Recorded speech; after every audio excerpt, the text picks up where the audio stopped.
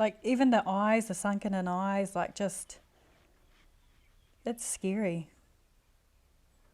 And I can remember thinking, I look okay. Like it was so distorted.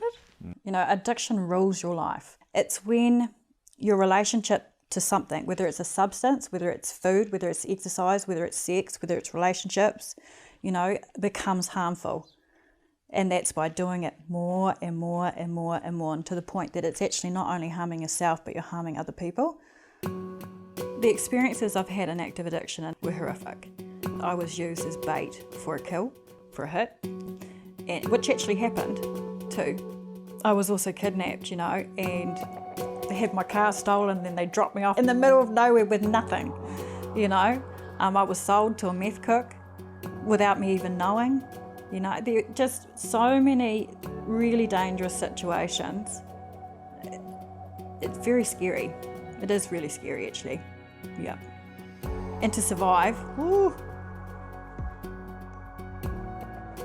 I got clean there for a little bit, and that was when I got pregnant with my eldest child.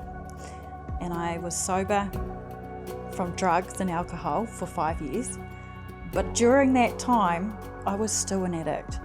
I cross-addicted with exercise. And I went and lost 60 kilos and went bodybuilding. And it was harmful. And the reason I say it was harmful was because at the time I was hairdressing. I had my own salon, my own business. I'd leave the client in the salon, go for a run, return, sweaty, and I would rinse their hair off. You know, so that just shows you, like, that's the obsession and the compulsion around another form of addiction, right? I was overworking myself. I had a brain bleed in the salon. And then my life just fell apart, pretty much. Yeah, that was me. I just literally chased the bad boys from there, and it just spiraled out of control. I was scraping the barrel at the end there. You know, I was in a really abusive relationship with a man who was quite tied up with organisations as well. And yeah, I learnt a lot of bad habits off him. I learnt a lot of ways to manipulate people, hurt people, steal. You know, I even stole quite a bit of money off my parents. I was even sex working to fund my habit as well at that point in time too, while being in a relationship, you know, trying to make it all work.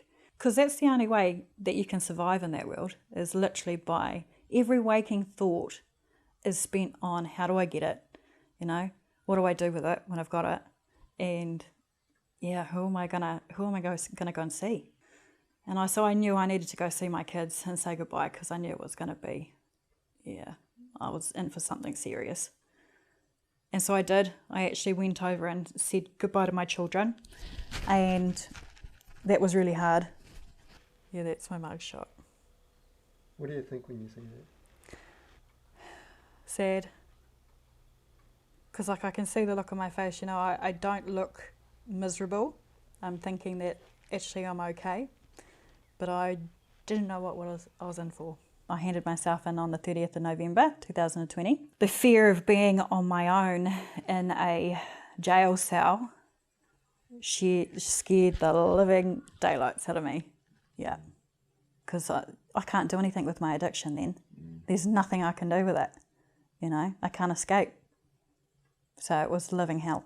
I got to that point where I was willing and ready to do whatever it took to change my life. If you can chase your recovery just as hard as you chased your drugs, if not more, miracles happen. I never in my entire life ever dreamed that I'd be where I am today. I am a peer support worker for the South Waikato Care New Zealand. This was pretty special. I ended up winning this at the DAP Hands Cutting Edge Conference. To win one of these, you actually have to have quite a few practitioners write in about you, and then you go through. Obviously, they go through like a voting system or something, and I got picked. That's cool. Out of 500 people. Wow. And I was so shocked. I could actually show you the video for that. It is hilarious. Special moment.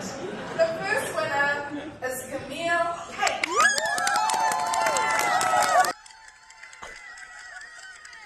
That's pretty funny, eh? So I have a PhD in addiction, right? Already. I don't need to go and do the theory and go and do all the books. I've lived it, right? I've got all that knowledge. I know the manipulation. I know what goes on up here, you know. I know the means and ways that we have to live to survive, you know. And it's very valuable because you can connect and relate to people in their suffering and in their struggles. And when you can sit down and connect with someone on the same level, you know, and you're walking side by side with someone, you suddenly feel like, I'm not alone. Like, I know that I'm not a bad person anymore. You know, and even in my addiction, I wasn't a bad person. It was just my disease was in the forefront, right? In the driver's seat. Yeah. I'm no longer causing harm. I'm helping people.